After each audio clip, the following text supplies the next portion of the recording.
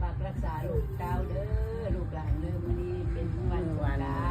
กรานต์ลูกหลานก็พระหลวงให้อยู่เย็นเป็นลูกเด้อให้ครอบครัวก็มีแต่ความสุขความเจริญทำสิ่งใดทำให้เจริญก้าวหน้าให้เป็นดีเข้ามาในครอบครัวเด้อลูกหลานทำพลาดอะไรเล่นอย่างก็ให้อโหสิกรรมให้ลูกให้เต้าเด้อนาที ให้ของลูกจ้า ให้ถูกหวยรวยเบอร์ให้ถูกวันที่ 1เถิ